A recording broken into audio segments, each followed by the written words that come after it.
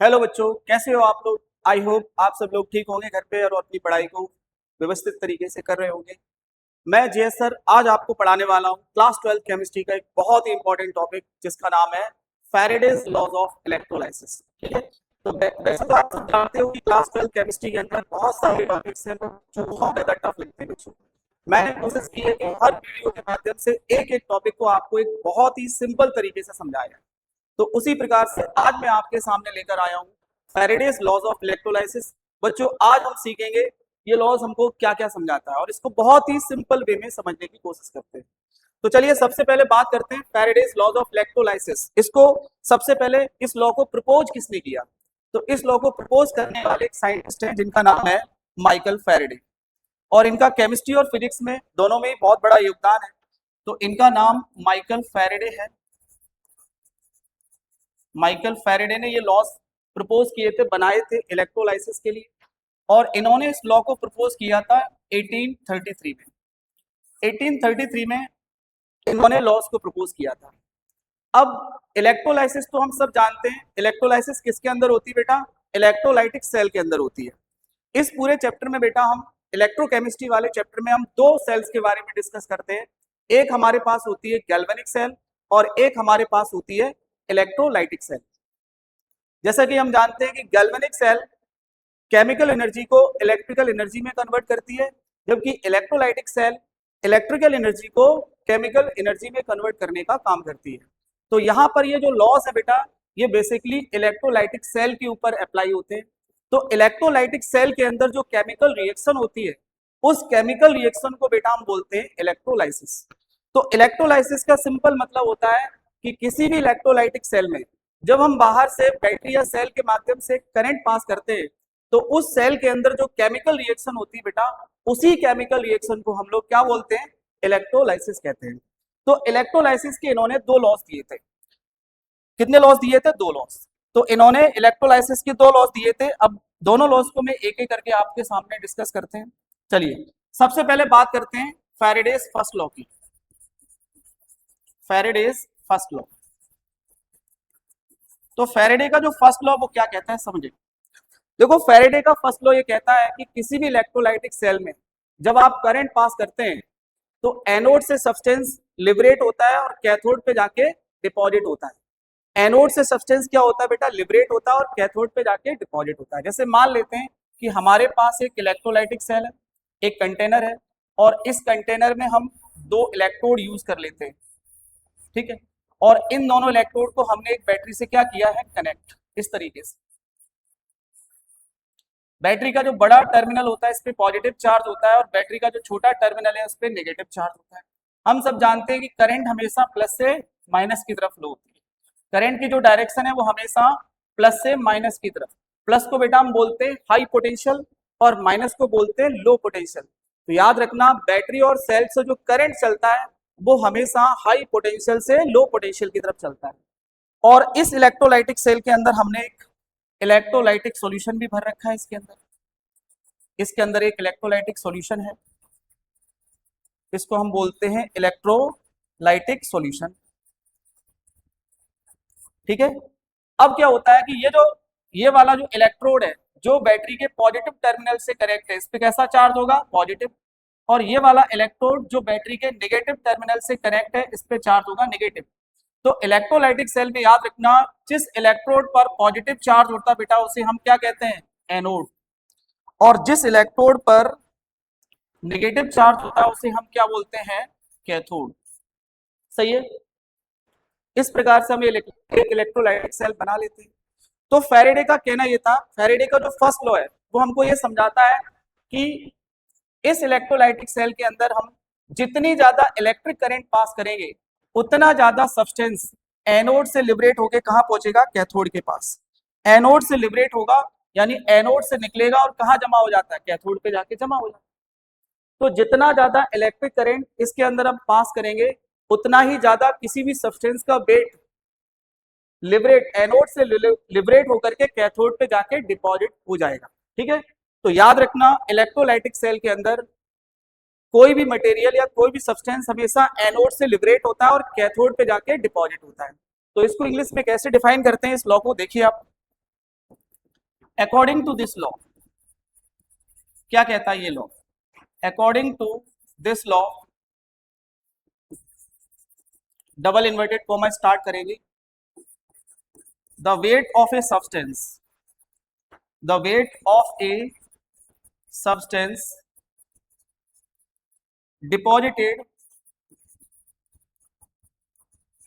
deposited or liberated at any electrode, किसी भी electrode पर, at any electrode or liberated at any electrode is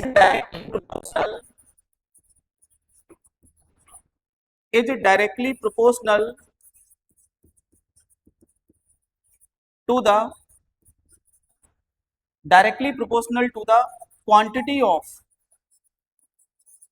quantity of electricity passed, यानी कि जितनी ज्यादा इलेक्ट्रिक करंट इसके अंदर हम पास करेंगे उतना ज्यादा वेट किसी भी सब्सटेंस का या तो डिपॉजिट होगा या क्या होगा, लिबरेट होगा। क्वांटिटी ऑफ इलेक्ट्रिसिटी पास्ड,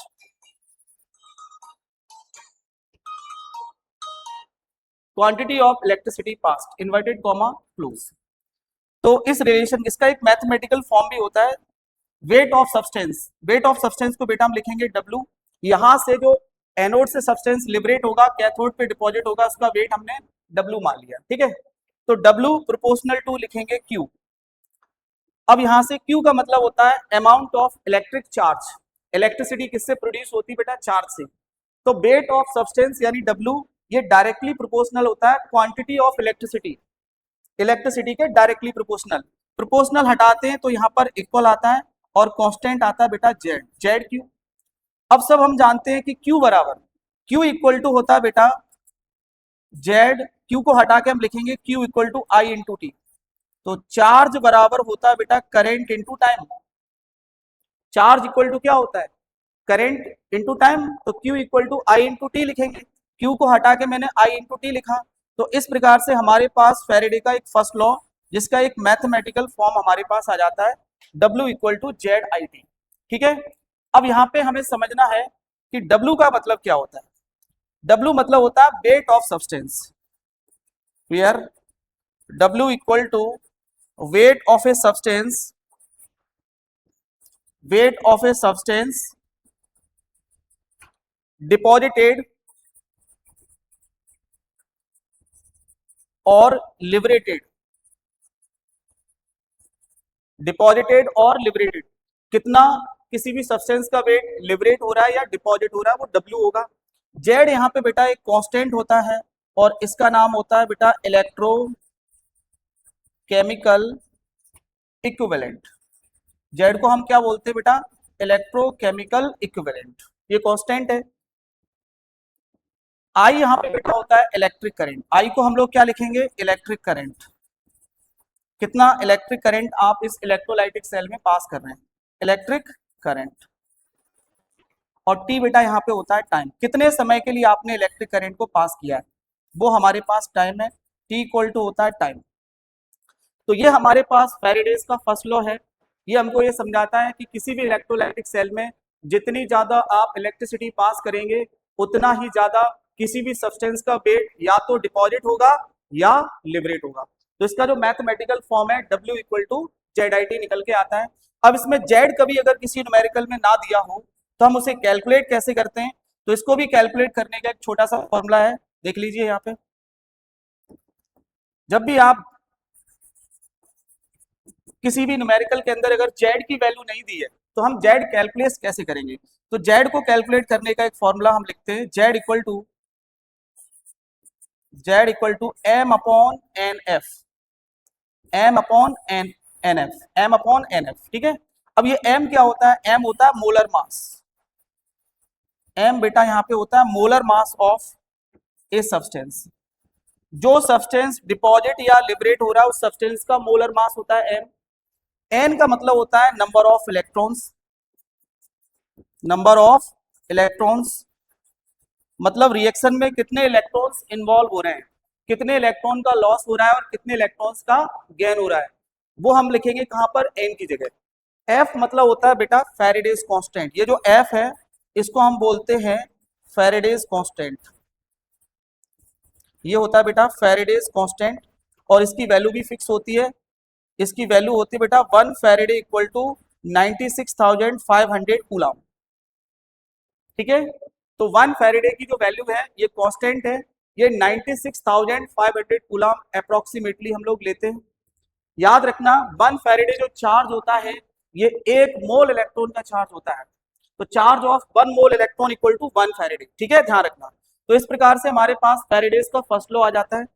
अब फैराडे ने जो सेकंड लॉ दिया था वो क्या है उसको थोड़ा देख लेते हैं। चलिए अब हम पढ़ते हैं Faraday's second law of electrolysis. Faraday's second law of electrolysis, Faraday's second law. Second law क्या कहता है? ये सेकंड लॉ ध्यान से समझें। फैराडे का सेकंड लॉ क्या कहता है समझो। देखो फैराडे का जो सेकंड लॉ है वो एक से ज्यादा सेल पर अप्लाई होता है। एक से ज्यादा इलेक्ट्रोलाइटिक सेल को यदि आपने सीरीज में अरेंज करके रखा है तो हम फैराडेज के सेकंड लॉ का अप्लाई करते हैं। क्या कहता है ये सेकंड लॉ समझो। सेकंड लॉ हमको ये समझाता है कि मान लो यदि आपके पास दो सेल है, दो इलेक्ट्रोलाइटिक सेल है, जैसे मैंने यहाँ पे बना रखी एक और एक इलेक्ट्रोलाइटिक सेल मैंने ये बना रखी है। ठीक है, इनके अंदर क्या होते हैं सब जानते हैं, इनमें इलेक्ट्रोड्स होते हैं, मेटल की रॉड्स होती हैं, या फिर ये ग्रेफाइट की रॉड हो सकती है ना, या तो ये प्लेटिनम की रॉड होंगी या किसकी होंगी बेटा, ग्रेफाइट की रॉड। अब इन दोनों इलेक्ट्रोलाइटिक सेल को हमने एक ही बैटरी से कनेक्ट कर दिया। इन दोनों इलेक्ट्रोलाइटिक सेल को बेटा हमने क्या किया, एक ही बैटरी से कनेक्ट कर दिया। जैसे मैंने यहाँ पर एक बैटरी लगा दी, ये मैंने की लगा दी इस तरीके से। बैटरी का जो बड़ा टर्मिनल होता है उस पर कैसा चार्ज होता है, पॉजिटिव, छोटे वाले पर निगेटिव। हम सब जानते हैं करंट की डायरेक्शन क्या होती है, हमेशा करंट फ्लो होता है प्लस से माइनस की तरफ। करंट की डायरेक्शन हमेशा प्लस से माइनस की तरफ। अब आप देखेंगे ये दो इलेक्ट्रोलाइटिक सेल हैं, दोनों इलेक्ट्रोलाइटिक सेल को हमने एक ही बैटरी से कनेक्ट कर रखा है।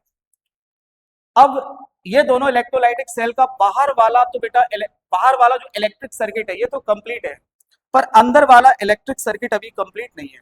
तो हम इन दोनों इलेक्ट्रोड को जोड़ देंगे वायर से। सही है, बताओ इलेक्ट्रोड किससे कनेक्ट है बेटा, पॉजिटिव से, तो इस पे चार्ज होगा पॉजिटिव। ये वाला इलेक्ट्रोड किससे कनेक्ट है, नेगेटिव से, तो इस पे चार्ज हो जाएगा नेगेटिव।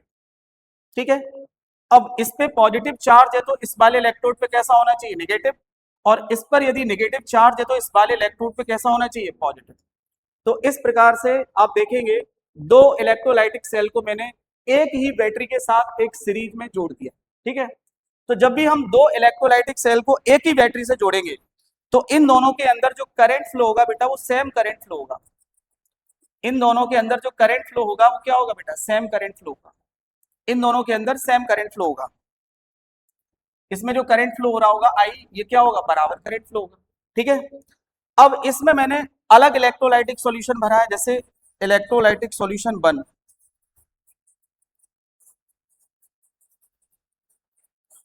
ये मैंने 1 ले लिया। ठीक है, और इसके अंदर मैंने लिख दिया इलेक्ट्रोलाइटिक सॉल्यूशन, इलेक्ट्रोलाइटिक सॉल्यूशन 2। ठीक है, तो इसके अंदर अगर मैंने भर दिया कॉपर सल्फेट, मान लेता हूं कि इसके अंदर मैंने कॉपर सल्फेट इलेक्ट्रोलाइटिक सॉल्यूशन ले लिया।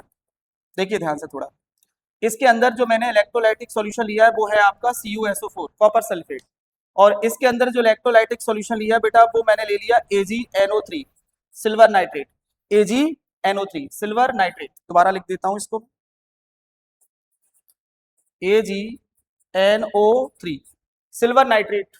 ठीक है, तो यहां से आप देखेंगे कि जब इसमें करंट पास करेंगे, यहाँ ये एनोड है और ये कैथोड है, तो यहां से मटेरियल डिपॉजिट होगा कैथोड के पास, और यहां से क्या डिपॉजिट होगा बताओ, यहाँ पर क्या है, कॉपर सल्फेट, तो यहाँ पर डिपॉजिट होगा बेटा कॉपर। और यहां हमने लिया है सिल्वर नाइट्रेट का सॉल्यूशन, तो यहां से सिल्वर डिपॉजिट होगा कैथोड के ऊपर, Ag, सिल्वर मतलब Ag, यहाँ पर Ag डिपॉजिट होगा। ठीक है, अलग अलग सब्सटेंस अलग अलग इलेक्ट्रोलाइटिक सेल के अंदर डिपॉजिट या लिबरेट होंगे।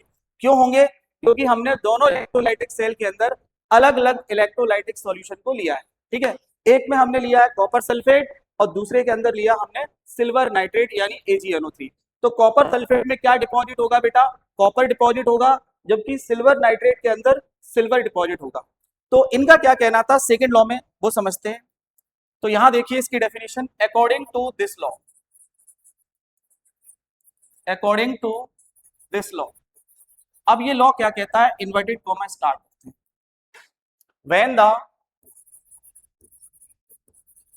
when the same when the same quantity when the same quantity of electricity when the same quantity of electricity is passed through through दो अलग अलग two different electrolytic solution, two different electrolytic solution. समझे आप? जब हम किसी दो electrolytic solution के अंदर सेम इलेक्ट्रिक करंट पास करें दो अलग अलग इलेक्ट्रोलाइटिक सॉल्यूशन में, देन तब क्या होता है, देखिए, then the weight of a substance, weight of a substance deposited और लिबरेटेड, डिपॉजिटेड और लिबरेटेड इज डायरेक्टली प्रोपोर्शनल। ये डायरेक्टली प्रोपोर्शनल होते हैं, किसके डायरेक्टली प्रोपोर्शनल होंगे, directly proportional to their equivalent weight, directly proportional to their equivalent weight, inverted comma closed. Clear? तो ये हमारे पास फैराडेज के सेकंड लॉ का स्टेटमेंट है। अब ये स्टेटमेंट क्या कहता है समझो। मान लेते हैं कि हमारे पास दो इलेक्ट्रोलाइटिक सेल है और दोनों इलेक्ट्रोलाइटिक सेल को मैंने एक ही बैटरी से कनेक्ट किया है। जब मैंने एक ही बैटरी से कनेक्ट किया तो इसके अंदर करंट की वैल्यू क्या होगी बेटा, सेम। तो जब दोनों में सेम करंट पास होता है तो जो वेट ऑफ सब्सटेंस डिपॉजिट या लिबरेट होता है बेटा, जो यहाँ पर किसी भी सब्सटेंस का वेट डिपॉजिट या लिबरेट होगा वो उसी सब्सटेंस के इक्विवेलेंट वेट के डायरेक्टली प्रोपोर्शनल होगा। तो इक्विवेलेंट वेट क्या होता है, देखिए यहां पर एक मैथमेटिकल फॉर्म हम लोग लिखते हैं कि W proportional to E। W का मतलब होता है वेट ऑफ सब्सटेंस, E का मतलब होता है इक्विवेलेंट वेट ऑफ सब्सटेंस। अब चूंकि यहां पर हम कितने सब्सटेंस की बात कर रहे हैं बेटा, दो। पहली वाली सेल में क्या डिपॉजिट हो रहा है, कॉपर, और दूसरी वाली सेल के अंदर क्या डिपॉजिट हो रहा है, सिल्वर।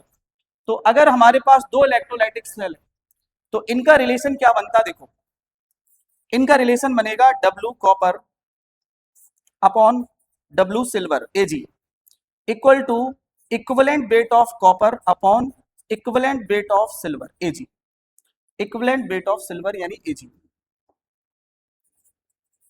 ये हमारे पास एक रिलेशन निकल के आता है फैराडेज सेकेंड लॉ का, ठीक है, इस तरीके से। तो weight of copper upon weight of silver equal to equivalent weight of copper upon equivalent weight of silver, ये हमारे पास फैराडेज का सेकेंड लॉ है।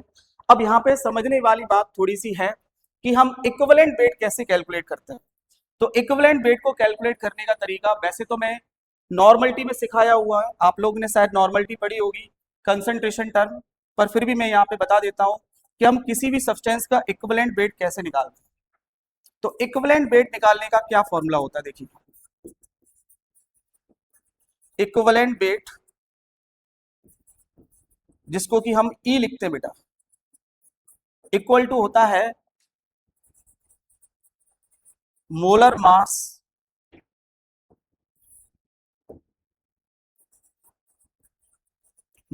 मास ऑफ ए सब्सटेंस, ठीक है। तो जो सब्सटेंस डिपॉजिट या लिबरेट हो रहा है उसका मोलर मास ऊपर लिखेंगे और उसको डिवाइड करेंगे बेटा हम किससे, एन फैक्टर से, एन फैक्टर से डिवाइड करते हैं। अब ये एन फैक्टर क्या होता है उसको थोड़ा समझते हैं। देखिए एन फैक्टर का मतलब क्या है, एन फैक्टर का क्या मतलब है, देखियो एन फैक्टर का मतलब होता है या तो हम इसे बैलेंसी से डिवाइड करेंगे या तो बेटा हम इसे किससे डिवाइड करेंगे, एसिडिटी से डिवाइड करेंगे, या फिर बेटा हम इसे डिवाइड करते हैं किससे, बेसिसिटी। ठीक, ध्यान रखना। अगर हमारे पास इलेक्ट्रोलाइट एक सॉल्ट है, अगर हमारे पास इलेक्ट्रोलाइट एक सॉल्ट है तो वहां पर हम उसे बैलेंसी से डिवाइड करेंगे। अगर हमारे पास इलेक्ट्रोलाइट एक एसिड है तो उसे हम बेटा उसकी बेसिसिटी से डिवाइड करेंगे, और अगर हमारे पास इलेक्ट्रोलाइट एक एसिड है तो उसे हम, अगर इलेक्ट्रोलाइट एसिड है तो उसे बेटा हम बेसिसिटी से डिवाइड करेंगे, और इलेक्ट्रोलाइट यदि बेस है तो उसे हम एसिडिटी से डिवाइड करेंगे। तो एन फैक्टर का मतलब होता है बैलेंसी या फिर एसिडिटी या फिर बेसिसिटी। ठीक है, तो इस प्रकार से हमारे पास फैराडेज लॉज ऑफ इलेक्ट्रोलाइसिस यहाँ पे हम कंप्लीट कर लेते हैं। आई होप आप लोगों को समझ में आया होगा। चलिए, थैंक यू। नेक्स्ट वीडियो में फिर से मिलते हैं।